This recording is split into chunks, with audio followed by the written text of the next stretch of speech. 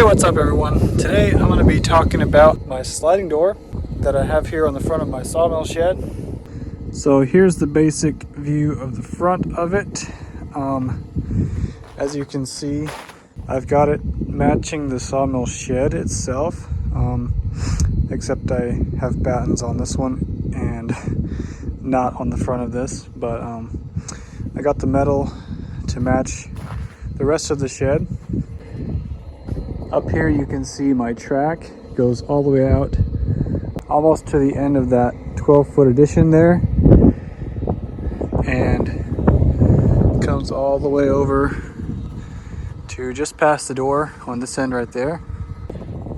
So up here it's got a bracket that just hooks into the roller rail and just screws to your 2x band board or whatever header you have up on top. So that's the way it's fastened on top.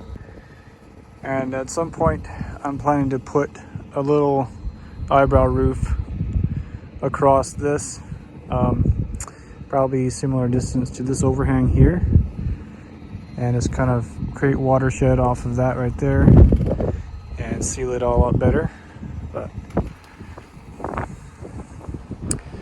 anyway, I actually haven't quite finished this bottom part. I still need to put a couple screws in the metal, but I did put 3/4 inch board and batten on the top part, I believe. Someday I might cut out a window in there just to let some extra light in, or wind flowing through there if I want to.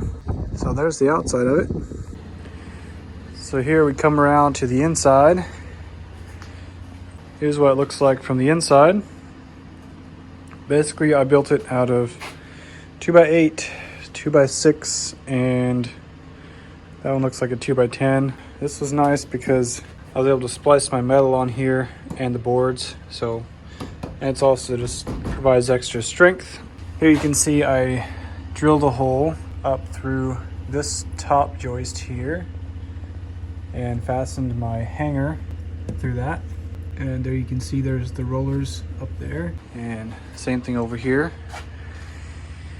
And here's something new that I just installed today. I got these hooks installed to keep it in place when it's shut. Put 2 of them on here. It seems to work pretty good. I still need to put a handle on here for opening the door at some point. But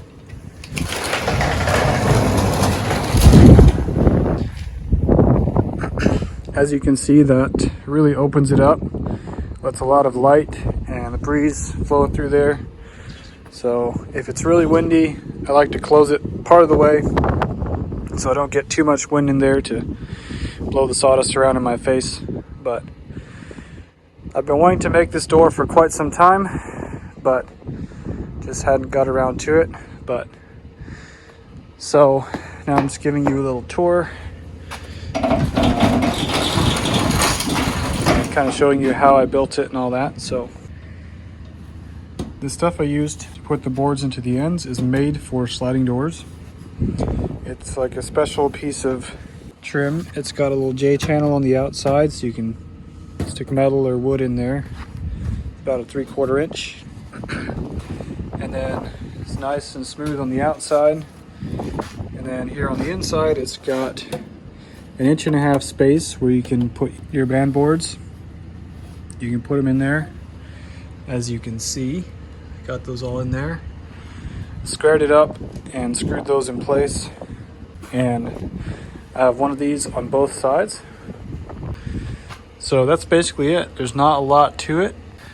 As you can see, I spaced my siding boards about 3/4 inch and then put, I think, 2-inch battens on the outside.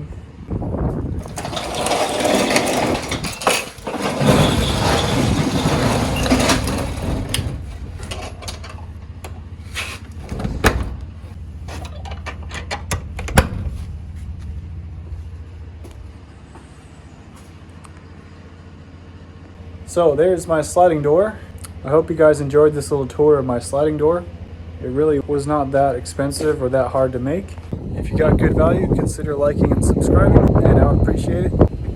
If you haven't seen the videos on my sawmill shed build or the addition build on the sawmill shed, head on over to my channel and check those out.